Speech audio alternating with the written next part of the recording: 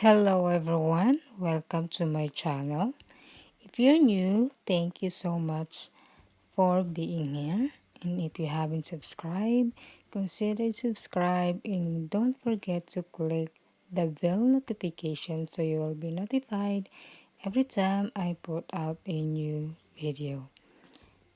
In this video, I'm going to share with you how I make my vegan banana oats waffles.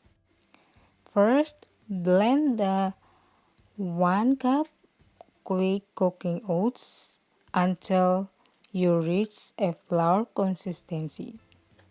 Then sift the flour and combine with the oats, 1 tablespoon of baking powder, and 1/2 teaspoon of salt.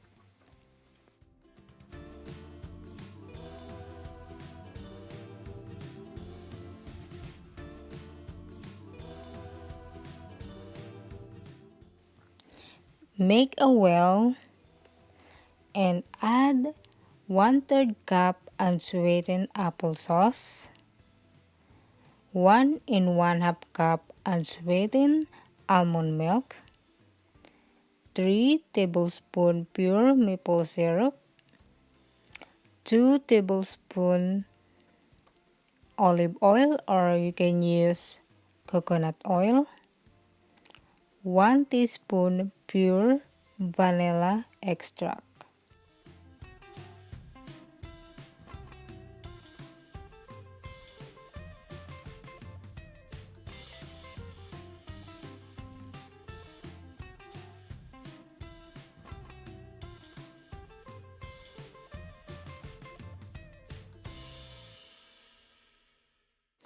And stir it until combined and let the batter rest for 5 minutes or so.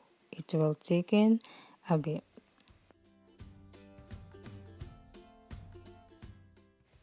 Set aside the batter and then mash the 2 medium ripe banana in a small bowl.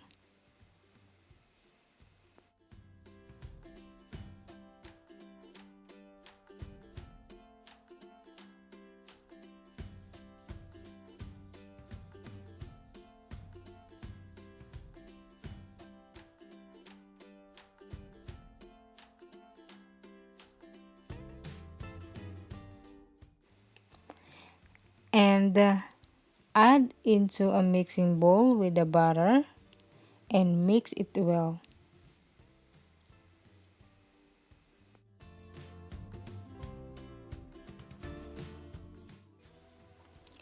Cook in a waffle iron according to manufacturer's directions and use a heaping cup of butter. Spray the iron with oil in between each waffle.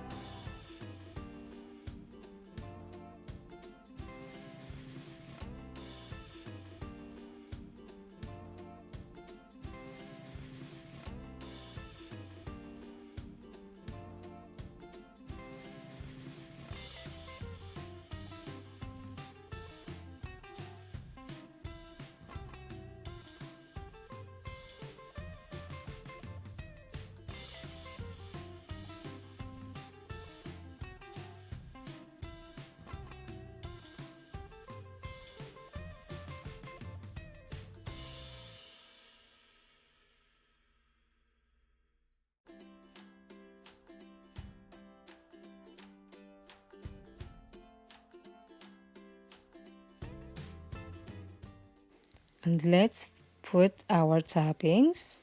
Here I use strawberry and raspberry and drops of maple syrup.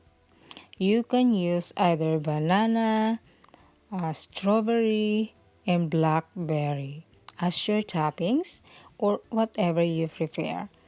And there's my yummy, simple, vegan banana oats waffles.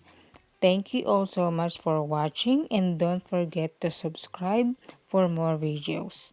Love and light to you all. and I will see you in my next video.